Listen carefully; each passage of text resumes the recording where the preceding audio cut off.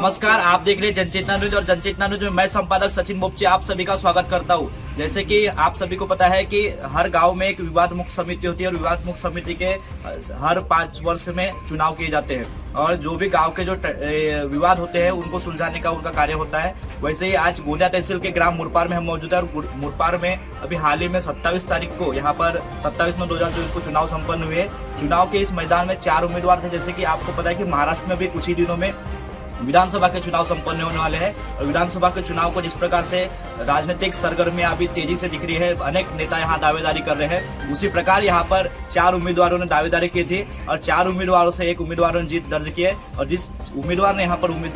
जीत दर्ज की हम उम्मीदवार साथ में आज आपसे चर्चा करवाएंगे और देखते हैं कि किस प्रकार से उन्होंने इस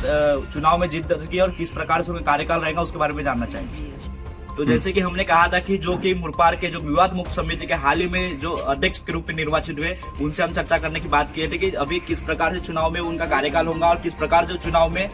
अभी जो जीत दर्ज की उसके बारे में जानना चाहेंगे। जिस प्रकार से राजनीतिक सरगर्मियां अभी तेजी से चल रही है, आपने जैसे कि महाराष्ट्र का विधानसभा के भी चुनाव चल रहा है, उसी प्रकार से विवाद मुक्त समिति में आप निर्वाचित हुए, तो क्या किस प्रकार से किस उद्देश्य के साथ में और किस प्रकार से आपका कार्यकाल हुआ?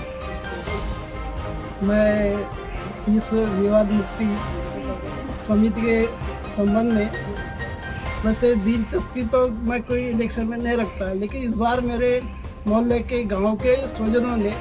अपनी ओर से एक आवाज़ उठाई कि सर बोले आपको हम विवाद मुक्ति समिति का अध्यक्ष बनाएंगे और मैं पक्ष में था कि निर्विरोध होना चाहिए। लेकिन नौबत ऐसी आई कि अंत में 4 कैंडिडेट खड़े रहे, उनमें मैं एक था और दूसरे 3 थे। इलेक्शन के उपरांत लोगों ने अच्छे मतों से मुझे जीत हासिल करवाई। मुझे कुल 111 वोट मिले और 211 उसमें से 110 अपने तो जिस प्रकार से आपने शिक्षक के रूप में भी एक भूमिका निभाई है, शिक्षक के रूप में भी आपने विद्यार्थियों को एक शिक्षा प्रदान की है, तो जिस प्रकार से आज एक आप जिम्मेदारी गांव के जिम्मेदारी पद पे है, उस प्रकार किस प्रकार से आप भूमिका रहेगी, आपने किस प्रकार से भूमिका निभाएंगे? मेरी भूमिका यह है कि अध्यापक यह गांव का उद्धार कर सकता है, क्योंकि क्या होता है कि गांव को जो भी वर्तमान में गांव एक ये सिस्टम जैसा है कि अधिकतर लोग जो योग्य नहीं है उसे ही प्राथमिकता देते हैं। लेकिन इस बात को मैंने किसी प्रकार से न डरते हुए इसमें मैं खड़ा हुआ, लेकिन मुझे गाँव वालों ने अपना ऐसा जोश दिखाया कि उन्होंने मुझे 110 मतों से जीत हासिल करवाई।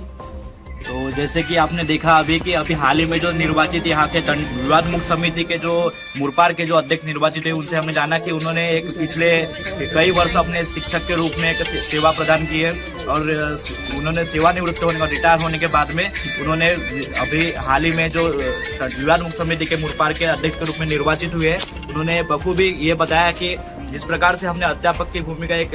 शिक्षा के रूप में दी है और समाज को आगे बढ़ाने के लिए कार्य किया है, उसी प्रकार वो जो विवाद मुक्त समिति के अध्यक्ष के रूप में कार्य करेंगे, ऐसी उन्होंने जानकारी दी है। इसी प्रकार से लगातार हमारे न्यूज को देखने के लिए न्यूज चैनल को सब्सक्राइब करें, लाइक करें, शेयर करें। धन्यवाद।